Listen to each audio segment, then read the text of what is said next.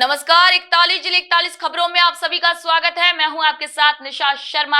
खबरों की शुरुआत करेंगे, लेकिन उससे पहले एक नजर इस वक्त की हेडलाइंस पर। बजट घोषणा के तहत बीकानेर में जल्द बनेगा ड्राई पोर्ट। 75 हेक्टेयर भूमि की मंजूरी मिलने के बाद शुरू हुई आगे की प्रक्रिया। स्थानीय व्यापारियों में जबरदस्त उत्साह। भजनलाल सरकार की पहल पर चीला सरोवर में जल्द शुरू होगी बोटिंग। पर्यटन को लगेंगे पंख, स्थानीय लोगों को मिलेगा रोजगार।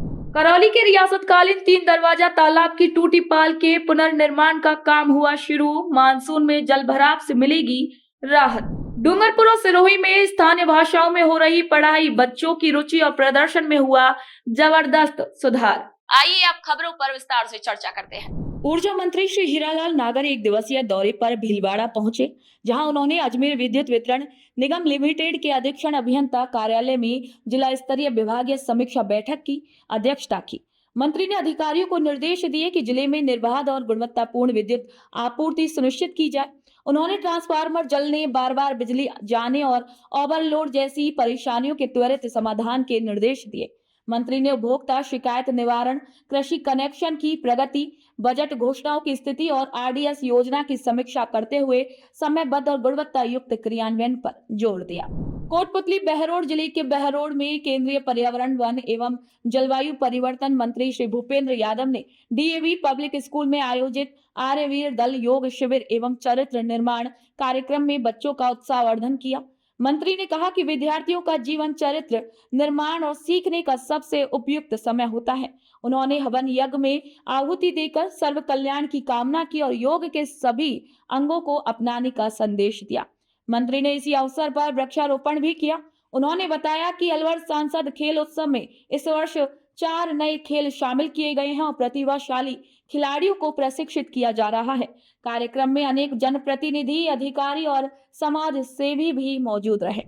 लूणी विधानसभा क्षेत्र में सरगरा समाज के जाति प्रमाण पत्रों से जुड़ी एक परेशानी को लेकर केंद्रीय संस्कृति एवं पर्यटन मंत्री श्री गजेंद्र सिंह शेखावत को ज्ञापन सौंपा गया। सरगरा संगठन महाबली सेना के प्रमुख श्री विष्णु सरगरा ने मंत्री से मुलाकात कर बताया है कि पूर्ववर्ती सरकार के कार्यकाल में अनुचित जातियों की सूची में क्रम संख्या 55 पर दर्ज सरगरा जाति को गलत रूप से सरगड़ा अंकित कर दिया गया है। उन्होंने मांग की है कि समाज के जाति प्रमाण पत्रों को पुनः सरगरा शब्द ही दर्ज किया जाए।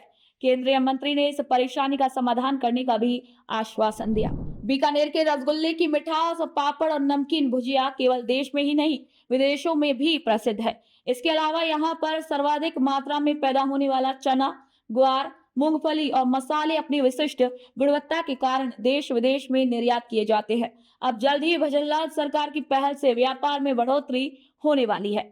मुख्यमंत्री श्री भजनलाल शर्मा द्वारा बजट में बीकानेर में ड्राई पोर्ट यानी कि इनलैंड कंटेनर डिपो की घोषणा के बाद व्यापारी और उद्यमियों में जबरदस्त उत्साह है। ये ड्राई पोर्ट न केवल निर्यात को बढ़ावा देगा, बल्कि रोजगार के नए अवसर भी पैदा करेगा। राजसीको ने नई जगह बीडीए की जोड़बीड़ परियोजना में 75 हेक्टेयर भूमि चयनित कर ली है। राज्य सरकार से मंजूरी मिलने के बाद आगे की कार्यवाही भी शुरू कर दी गई है। व्यापार जगत को उम्मीद है कि इससे बीकानेर को वैश्विक व्यापार मानचित्र पर एक नई पहचान मिलेगी।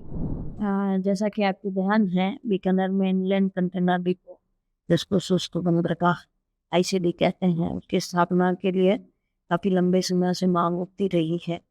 पूर्व में जगह चिन्हित कर दी गई थी और इसको राशिको द्वारा निर्माण किया जाना है। राशिको के तहत ये बजट घोषणा है। पूर्व में जो जगह चिन्हित की गई थी, उस जगह पे रेवेन्यू डिपार्टमेंट्स के कुछ ऑब्जेक्शंस के कारण राशिको द्वारा नई जगह डिमांड की गई थी प्रशासन से। उस संदर्भ में बीडीए की जोड़बीड़ परियोजना में 75 हेक्टेयर भूमि जो उन्होंने चिन्हित करी है खसरा नंबर 13 में, 75 हेक्टेयर भूमि है जो अपने रेलवे ट्रैक के पास है, वो से 2.5 किलोमीटर की दूरी पे है। वो 75 हेक्टेयर भूमि चिन्हित करके और पूर्ण डिटेल के साथ राशिको को भिजवा दिया गया है। जिला कस्टम महोदय भी इनको रेगुलर रिव्यू और बात भी कर रहे हैं। उसमें राशिको द्वारा इनलैंड कंटेनर डिपो की स्थापना अपने बीकानेर में की जाए। ये तो भूमि चिन्हित की है जी सन खसरा नंबर जो बता रहे हैं एक्चुअल में 13 है। ये जो जोड़बीड़ आवासीय योजना है उसकी जो सड़क जाती है दक्षिण की ओर, वहाँ 26 हेक्टेयर रकबा है। खसरा नंबर 13 में 49 हेक्टेयर रकबा है, तो टोटल 75 हेक्टेयर रकबा है। नाम? मंजू नैनवोदारा, general manager, district industry and commerce centre. आज बीकानेर में जो ड्राई फ्रूट की घोषणा हुई है उसके लिए तो माननीय मुख्यमंत्री अजयलाल जी शर्मा साहब का बहुत बहुत दिल की गहराइयों से आभार और धन्यवाद, जिन्होंने बीकानेर की लंबी जो डिमांड थी उसको आज पूर्ण किया। इसके लिए पुणे व्यापार मंडल की तरफ से भी मैं सीएम साहब का बहुत बहुत धन्यवाद दूंगा। साथ ही क्योंकि बीकानेर व्यापार उद्योग मंडल बीकानेर संभाग की सबसे बड़ी इकाई है, उसका पिछले दिनों शपथ ग्रहण समारोह हुआ। उसमें माननीय मंत्री अर्जुन राम जी मेघवाल साहब भी पधारे हुए थे। तब भी बीकानेर व्यापार उद्योग मंडल ने ड्राई फ्रूट की मांग की थी।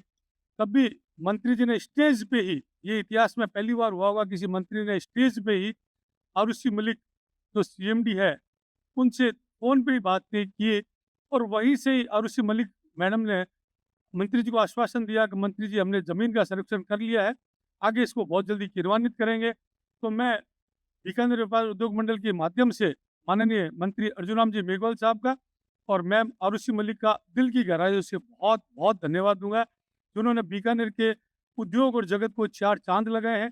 कहीं ना कहीं बीकानेर का व्यापार उद्योग चरम पे जाएगा और बीकानेर में रोजगार के साधन मिलेंगे और मेरे युवा साथी जिनको रोजगार चाहिए उनको बहुत जल्दी रोजगार मुहैया। राजस्थान सरकार द्वारा प्रारंभिक शिक्षा को स्थानीय भाषा में उपलब्ध कराने के लिए एक खास नवाचार शुरू किया गया है। इस पहल से बच्चों की स्कूल में रुचि और प्रदर्शन में उल्लेखनीय सुधार देखा गया है। राजस्थान राज्य शैक्षिक अनुसंधान एवं प्रशिक्षण परिषद उदयपुर द्वारा चलाई जा रहे इस प्रयोग से न केवल बच्चों की समझ बढ़ी है, बल्कि शिक्षक और छात्रों के बीच संवाद भी बेहतर हुआ है। अब योजना है कि इस प्रयोग को अन्य जिलों में भी विस्तार दिया जाएगा। राजस्थान के अंदर NEP 2020 के तहत राजस्थान के 2 जिलों के अंदर इस पायलट प्रोजेक्ट को चलाया जा रहा है, जिसमें डूंगरपुर के 100 विद्यालय जहां पर वागड़ी भाषा पर कार्य किया जा रहा है तथा सिरोही के अंदर गरासिया भाषा के अंदर 100 विद्यालय के अंदर बहुभाषी शिक्षा के तहत कार्य किया जा रहा है, जिसके अंदर हमने वहां पर लोकल बोली को गरासिया और डूंगरपुर के अंदर वागड़ी भाषा के अंदर हमने 17 तरह के सहायक सामग्री विभिन्न विद्यालयों में समस्त 100 विद्यालयों में पहुंचे और हमने ये प्रयास किया है कि बच्चा अपनी स्थानीय भाषा से किस तरह से उसको हिंदी के अंदर ट्रांसफ़र किया जाए। यानी पहली भाषा से हमारी जो पढ़ाने वाली जो भाषा है उसके अंदर इसको स्थानांतरित किया जाए। इस पायलट प्रोजेक्ट का हमारा ये प्रयास है। 1 वर्ष पूरा इसका हमारा हो चुका है, जिसके जो आउटपुट आए हैं निश्चित रूप से बहुत ही अच्छे चौंकाने वाले अच्छे परिणाम हमें प्राप्त हुए और इस वर्ष हम कक्षा 2 के अंदर उसी प्रोजेक्ट को ले जा रहे हैं। जो बच्चे हमारे पहली में थे इस सत्र दूसरी में आ जाएँगे। तो हमारा इस पायलट प्रोजेक्ट का उद्देश्य ये है कि बच्चा तीसरी में आते-आते वो अपनी मातृभाषा से, लोकल भाषा से हिंदी के अंदर ट्रांसफ़र हो जाए, ताकि बच्चा विद्यालय के अंदर अपनी समस्याओं को सही ढंग से बता पाए। यह इस पूरा उद्देश्य है। SCERT ने प्राइमरी नवाचार के रूप में जो ये कार्यक्रम चलाया है, वह कार्यक्रम इस सत्र में कक्षा 2 के लिए और पिछले सत्र में कक्षा 1 के लिए चलाया गया है। इस पायलट प्रोजेक्ट के अंतर्गत हमने शिक्षक एवं बच्चे के लिए जो सामग्री तैयार की है, TLM तैयार किया गया, वह निश्चित रूप से जो NEP की मंशा है, उसके टास्क संख्या 88 और 90 A और B की जो सुझाव हैं, उनके अनुसार हमने ये सामग्री तैयार की है और ये जो परिणाम हमें देखने को मिल रहा है, निश्चित रूप से इस वर्ष भी हम जो प्रयास कर रहे हैं, उन प्रयासों में ये सफल होंगी और विशेष रूप से जो सरकार की मंशा है NEP के इम्प्लीमेंटेशन की, उसमें हम सफल होंगे। करौली शहर के रियासतकालीन 3 दरवाजा तालाब की टूटी पाल के पुनर्निर्माण का काम शुरू हो गया है।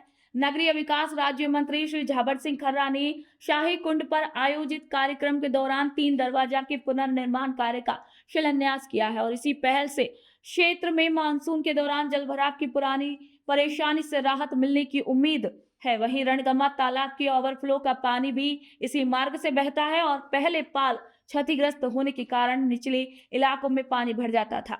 2016, 2018, 2024 की अतिवृष्टि से लोग भी प्रभावित हुए थे।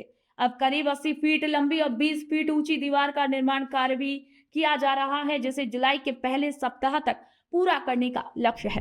अभी शासन प्रशासन ने एक बार हाथ दौड़ के और इसके नाले की सफाई की है जहाँ से इसकी जल निकासी होती थी, और इसके बाद में फिर इसके निर्माण का कार्य चालू कराया है नगर परिषद करौली ने इसकी जिम्मेदारी लेके, और जल्दी ही ये निर्माण कार्य पूरा हो जाएगा, जिससे करौली की जनता को एक बार फिर से, जैसा आज से सन 2000 पहले से जो सिस्टम करौली की जनता का चला आ रहा था, यहाँ किसी तरीके कोई बाढ़ के हालात पैदा नहीं होते थे।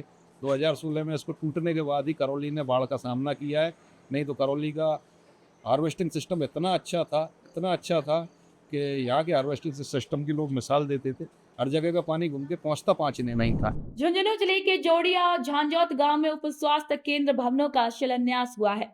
दोनों केंद्रों की आधारशिला विधायक श्री राजेंद्र भांबू ने रखी है। प्रत्येक भवन 55 लाख रुपए की लागत से बनेगा। शिलान्यास कार्यक्रम में बड़ी संख्या में ग्रामीण शामिल हुए। वहीं विधायक श्री भांबू ने कहा है कि इन स्वास्थ्य केंद्रों के निर्माण से दोनों गाँव में बेहतर चिकित्सा सेवाएं उपलब्ध होंगी। झांझौत में उन्होंने ग्रामीणों की मांग पर इंटरलॉक सड़क निर्माण की भी घोषणा की। आज हमारे यशस्वी मुख्यमंत्री भजनलाल जी का एक विकास पुरुष के रूप में जो विजन है, और उसमें एक थीम है निरोगा राजस्थान की, उसके तहत झांझौत और जोड़िया को 2 सौगातें मिली हैं। 55 लाख रुपए के 2 स्वास्थ्य केंद्र बनेंगे। उस स्वास्थ्य केंद्र में या एनएम जेएनएम उनके रहने के कमरे, मतलब ग्रामीण प्रदेश के लोगों को डिलीवरी जैसी जगह के लिए भी कहीं बाहर नहीं जाने पड़ेगा, और चिकित्सा सुविधाओं का पूरी तरह से विस्तार होगा और बहुत अच्छे उप स्वास्थ्य केंद्र बने हैं। मैं यशस्वी मुख्यमंत्री भजनलाल जी को साधुवाद देता हूं कि उन्होंने हमारे गाँव की सुध ली है, और स्वास्थ्य की दृष्टि से इस तरह के पूरी विधानसभा में 20 उप स्वास्थ्य केंद्र एक मुश्त हमारे स्वीकार किया है। और मैं इस कार्यक्रम में तो विशेष रूप से महादेव जी जो यहाँ स्वर्गवास हो गए हैं, उनके परिवार को बहुत साधुवाद देना चाहूँगा कि उन्होंने इस स्वास्थ्य केंद्र के लिए ज़मीन अपनी खुद की स्वयं की ज़मीन देके इसको स्वास्थ्य केंद्र को बनने के लिए जो मार्ग प्रस्तुत किया, हमेशा उस बात को याद रखा जाएगा, और अन्य लोगों के लिए भी एक प्रेरणा होगी कि इस तरह के कामों के लिए ज़मीन जैसी जगह दान करें तो नाम अमर होता है। तो मैं तो यही कहता हूँ कि जोड़िया वासियों के लिए बहुत बड़ी सौगात है, और झांझौत के लिए भी बड़ी सौगात है, और मुख्यमंत्री जी को धन्यवाद देता हूँ कि विकास के वो राजस्थान में नए आयाम स्थापित कर रहे हैं, उसके लिए जनता उनको साधुवाद करेगी। अलवर जिले के रामगढ़ में निःशुल्क चिकित्सा परामर्श शिविर का आयोजन किया गया, जिसका शुभारंभ डिप्टी सीएम श्री प्रेमचंद बैरवा और केंद्रीय मंत्री श्री भूपेंद्र यादव ने संयुक्त रूप से किया है। इस शिविर में जयपुर से आए विशेषज्ञ डॉक्टरों ने मरीजों को निःशुल्क परामर्श दिया है। वहीं इसी दौरान दोनों नेताओं ने राज्य और केंद्र सरकार की जन कल्याणकारी योजनाओं की जानकारी दी है और जनता से इन योजनाओं का लाभ उठाने की भी अपील की है। शिविर में बड़ी संख्या में स्थानीय लोग भी मौजूद रहे। डीडवाना जिले को जल्द ही नौकायन की सौगात मिलने जा रही है। ऐतिहासिक कचौलिया तालाब जिले चीला सरोवर के नाम से भी जाना जाता है। अब बोटिंग भी वहां पर शुरू होने जा रही है। नगर परिषद ने इसके लिए निविदा जारी कर दी है। 1.5 करोड़ रुपए की लागत से तालाब का जीर्णोद्धार किया गया है। अब इसे एक नए पर्यटन स्थल के रूप में विकसित किया जा रहा है। वह स्थानीय लोगों ने बोटिंग की इस पहल पर खुशी भी जाहिर की है और उम्मीद जताई है कि इससे शहर को एक नई पहचान मिलेगी। कचौलिया तालाब को अमृत 2.0 के अंतर्गत इसका जीर्णोद्धार वो करवाया गया था। अभी 5 जून से वंदे गंगा जल संरक्षण अभियान की वो शुरुआत माननीय जिला कलेक्टर महोदय और स्थानीय जनप्रतिनिधियों द्वारा वो की गई थी। उसी के तहत उसके अंदर वो कलश यात्रा निकाली गई थी। तो श्रीमान जिला कलेक्टर महोदय ने वहाँ पे अवलोकन किया और श्रीमान जिला कलेक्टर महोदय को ये आइडिया आया कि क्यों नहीं इसको एक ये पर्यटन की दृष्टि से ये डेवलप किया जाए, ताकि एक लोगों को अलग ये अनुभव हो इस जिले के अंदर। तो उनके द्वारा ये निर्देश दिया गया कि इसके अंदर ये बोटिंग की शुरुआत की जाए। तो हमने वो कलेक्टर सर के मार्गदर्शन में इसका एक पीओ के वो तैयार किया है और हमने अखबार में भी ये पब्लिश कर दिया है। भारत सरकार की अमृत सरोवर योजना के अंतर्गत ऐसे पवित्र सरोवरों का जीर्णोद्धार, पुनर्निर्माण और जो रख रखाव की योजना में करोड़ों का बजट दे करके जो योजना जनहित में जारी की गई है, उसका लाभ डीडवाना नगर को इस पवित्र चिल्ला सरोवर कचौलिया तालाब को हनुमान घाट के किनारे जो स्थित है उसको मिला है। बहुत सुंदर ये तालाब विकसित हुआ है। चारों तरफ इसकी 4 दीवारी और इसकी पहाड़ का निर्माण हुआ है और वर्षा जल यहाँ संग्रहित हो रहा है। अच्छा सरोवर है। और घाट जो हनुमान घाट जो है वहाँ पर तीर्थयात्री भी आते हैं। आध्यात्मिक दृष्टि से यहाँ पवित्र श्याम बाबा का मंदिर भी बन चुका है, जहाँ बहुत सारे श्रद्धालु यहाँ दिन भर आते रहते हैं। ऐसी स्थिति में यहाँ पर नौकायन का एक प्रोजेक्ट शुरू करके सरकार ने जो घोषणा की है वो सराहनीय है। निश्चित रूप से डीडवाना में इसकी एक कमी थी कि यहाँ के सभी बालक, युवा, प्रौढ़, महिलाएं वे घूमने के लिए, पर्यटन के लिए कहाँ जाए। स्थानीय स्तर पर यदि वो जाना चाहे तो ये हमारे आसपास के जो पवित्र सरोवर हैं वहीं जाए। और सरकार द्वारा जो ये नौकायन की घोषणा की गई है, इससे जनता को लाभ मिलेगा और व्यक्ति का जब मन प्रसन्न होगा तो उसके तनाव दूर होंगे और सामाजिक समरसता और सबके साथ घुल मिल कर रहने की एक वृत्ति जो विकसित होनी चाहिए उसको बल मिलेगा। सरकार की ये सराहनीय योजना है। पहली बात तो डीडवाना के शहरवासियों को और यहाँ के प्रशासन को बहुत बहुत धन्यवाद है। इतना यहाँ पे काम हुआ है, जो कलेक्टर साहब ने जितना काम करे है ना अभी, और यहाँ नावें चलेगी जितनी अच्छी, तो पूरे मोहल्ले वासी, पूरे शहरवासियों को बहुत आनंद आएगा। और जहाँ भी बच्चे लोग खेलेंगे शाम को, श्याम बाबा के भी यहाँ दर्शन करने के लिए बहुत अच्छा मेला रहेगा। सबसे पहले तो मैं राजस्थान सरकार को, भजनलाल जी को धन्यवाद देना चाहता हूँ कि हमारे डीडवाना में नौकायान का ये घोषणा की है। इसके लिए सभी को बहुत बहुत फायदा होगा, क्योंकि पहले हमको पर्यटकों को समुद्रों में जाना पड़ता, वो बाहर जाना पड़ता, उदयपुर जाना पड़ता, लेकिन अब सब ये हमारे यहाँ मिल गया। तो हम सब में नौका चलाएंगे सब, और हम सभी लुत्फ लेंगे, आसपास के एरिया सब लुत्फ लेंगे, यहाँ बाहर नहीं जाना पड़ेगा। चित्तौड़गढ़ जिले के निम्बाहेड़ा में उमंग 5 अभियान के तहत नुक्कड़ नाटक और कठपुतली नाट्य प्रस्तुतियों के जरिए आमजन को बाल श्रम, बाल भिक्षावृत्ति और बाल संरक्षण के प्रति जागरूक किया गया। आदर्श कॉलोनी में आयोजित इस कार्यक्रम में बाल अधिकारों और उनके संरक्षण का मजबूत संदेश दिया गया। थाना अधिकारी और लोक कलाकारों की मौजूदगी में आयोजित कार्यक्रम में यूनिसेफ और पुलिस विभाग की साझेदारी में बच्चों के अधिकारों को लेकर प्रभावशाली संवाद भी हुआ। दौसा जिले की बांदीकुई विधानसभा में 95% से अधिक अंक लाने वाले 97 मेधावी विद्यार्थियों को सम्मानित किया गया। कार्यक्रम में विधायक श्री भागचंद्र टांकड़ा ने सरकारी और निजी स्कूलों के छात्र छात्राओं को प्रशस्ति पत्र देकर सम्मानित किया। इसी दौरान कक्षा 10वीं और 12वीं के टॉप 6 विद्यार्थियों को अयोध्या राम मंदिर की हवाई यात्रा कराने की भी घोषणा की गई। समारोह में जिला कलेक्टर श्री देवेंद्र कुमार और एसपी श्री सागर राणा समेत कई अधिकारी मौजूद रहे। कलेक्टर ने कहा कि ऐसे सम्मान युवाओं को आगे बढ़ाने की प्रेरणा देते हैं। वहीं एसपी ने विद्यार्थियों को अनुशासन और आज्ञा पालन का भी महत्व समझाया। मुख्यमंत्री श्री भजनलाल शर्मा के नेतृत्व में चल रहे हरियालो राजस्थान कार्यक्रम के अंतर्गत भरतपुर जिले की वैर विधानसभा में वन विभाग द्वारा बड़े स्तर पर पौधों का वितरण किया गया। खेड़ली मोड़, हलैना और हिंगोटा की नर्सरियों में छायादार, फलदार और सजावटी पौधे तैयार किए गए हैं। अब तक 3500 पौधों का वितरण भी किया जा चुका है और प्रक्रिया भी जारी है। हिंगोटा में 2,40,000, हलैना में 30,000 और खेड़ली मोड़ पर 10,000 पौधे तैयार हैं।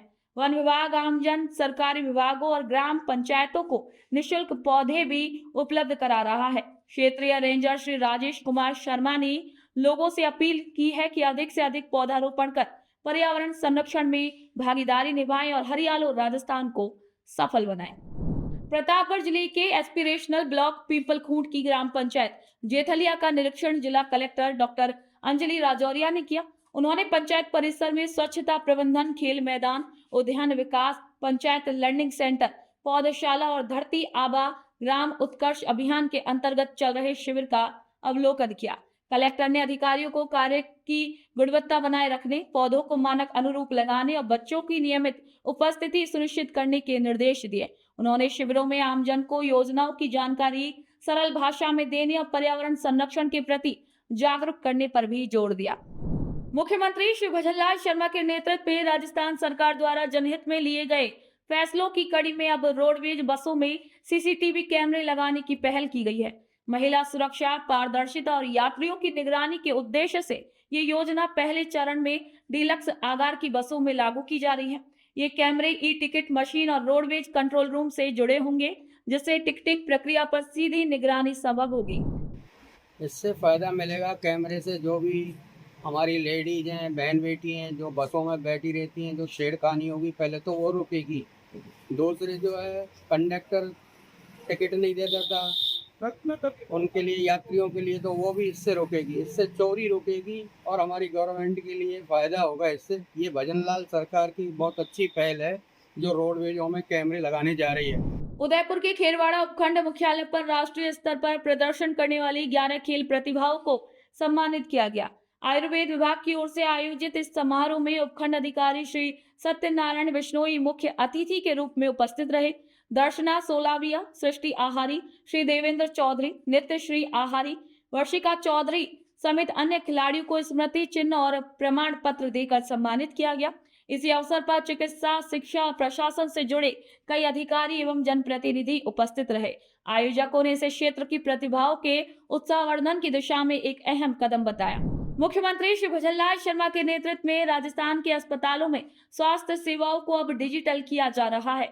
हनुमानगढ़ जिले के टिब्बी स्थित राजकीय सामुदायिक स्वास्थ्य केंद्र पर आयुष्मान भारत डिजिटल मिशन के तहत QR कोड स्कैनिंग सिस्टम की शुरुआत की गई है। इससे अब मरीजों को OPD पर्ची बनवाने के लिए लंबी कतारों में नहीं लगना पड़ेगा। मरीज अपने मोबाइल में आभा ऐप के जरिए अस्पताल का QR कोड स्कैन कर टोकन जनरेट कर सकते हैं और सीधे रजिस्ट्रेशन काउंटर से पर्ची प्राप्त कर डॉक्टर से परामर्श भी ले सकते हैं। मैं ये कतारबंद तरीके से जो सरकार ने ADBM ऐप लागू किया है उसके बारे में बताना चाहता हूँ कि अपने फ़ोन से किसी भी गूगल या क्रोम से सर्च करने के बाद QR कोड को स्कैन करेंगे। स्कैन करने के बाद आभा ID या उसमें जो कुछ ऐप दिए गए हैं उनमें से किसी को एक को डाउनलोड करके और अपने पर्ची कटा सकते हैं। वो क्लियर जैसे आभा ID सबसे पहले कर रखा है मैंने, और मैं बताता हूँ कि आभा ऐप डाउनलोड हो गया। उसमें आभा ऐप से जाएंगे और उसके अंदर जाने के बाद में जिसके आभा बनी है उसके सबके नाम आ जाए। जिस नाम से हमें पर्ची काटनी है हम उसको क्लिक करेंगे और फिर टोकन का ऑप्शन आता है, उसमें टोकन करेंगे, गेट टोकन आएगा और अपना टोकन के बाद काउंटर पे जाएंगे और टोकन दिखाएंगे और अपने पर्ची ले सकते हैं। इससे समय की बचत होती है और कतार से बचा जा सकता है। ये बहुत एक अच्छी पहल है, समय की बचत होती है और उस लाइन में भी लगना नहीं पड़ता है। राज्य सरकार के निर्देशानुसार जो पर्ची कटने के लिए जो पहले बहुत लंबी कतारें लगती थी उसके लिए गवर्नमेंट ने जो निर्देश दिए हैं उनके लिए हर जो संस्था है उसका एक QR कोड स्कैनर है, उसको स्कैन करके पेशेंट को टोकन के जरिए टोकन कट दिया जाता है। फिर वो हॉस्पिटल के फास्ट ट्रैक काउंटर पे आके अपनी पर्ची तुरंत कटा लगते हैं। इससे मरीजों को क्या फ़ायदा, जो पहले अन्य से ऐसी लंबी लाइनें लगती थी उनको हॉस्पिटल में अपने रजिस्ट्रेशन के लिए आधार कार्ड, जन आधार का पूरा एड्रेस करवाना पड़ता था, वो अब नहीं करवाना पड़ता है। ये एक मेरे हिसाब से एक बहुत ही अच्छी मुहिम है गवर्नमेंट के द्वारा। अननेसेसरी वो जो पहले आधा एक घंटे जो लंबी कतारें लगती थी पर्ची कटाने के लिए, उसमें वो समय लोगों को बचेगा। इतने टाइम में पेशेंट डॉक्टर के पास जल्दी पहुंचेगा और वो जल्दी उसका ट्रीटमेंट ले सकेगा।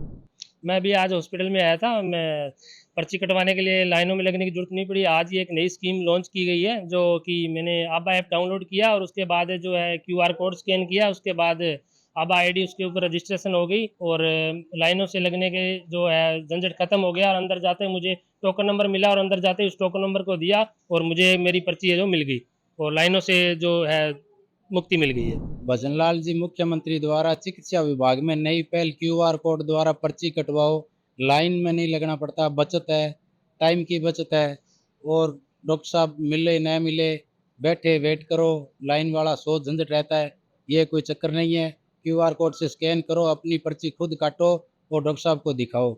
बहुत ही बढ़िया पहल है जी, राजस्थान सरकार द्वारा जारी की गई। अलवर ग्रामीण विधानसभा क्षेत्र की अकबरपुर ग्राम पंचायत में मनरेगा योजना के तहत जल संरक्षण को लेकर जमीनी कार्य जारी है। झीलों के एनीकट की खुदाई का भी कार्य शुरू कर दिया गया है ताकि बारिश का अधिक से अधिक पानी से संरचना में इकट्ठा हो सके और आसपास के इलाकों में भूजल स्तर में बढ़ोतरी हो सके। इस एनीकट में एक जोहड़ी भी बनाई जा रही है जिससे इसका भंडारण क्षेत्र बढ़े और मानसून में पहाड़ियों से आने वाला पानी संरक्षित हो सके। स्थानीय लोगों का मानना है कि इससे खेड़का, अहमदपुर और अल्हापुर जैसे गांव में जल स्तर सुधार की उम्मीद है। मनरेगा के तहत शुरू हुए इस कार्य में 5 लाख रुपए की मंजूरी दी गई है और ग्राम पंचायत द्वारा 20 श्रमिकों के साथ खुदाई का भी काम तेजी से किया जा रहा है। दीग जिले में पशुपालन विभाग की ओर से अब कृत्रिम गर्भाधान में केवल बछड़ी और पाड़ियों के जन्म को प्राथमिकता दी जा रही है। केंद्र सरकार की सेक्स सॉर्टेड सीमन योजना के तहत जिले को पहले चरण में 2000 डोज प्राप्त हुए हैं। इस तकनीक से 85 से 90% तक मादा संतानों के जन्म की संभावना रहती है, जिससे दूध उत्पादन में इजाफा और पशुओं की नस्ल में सुधार होगा।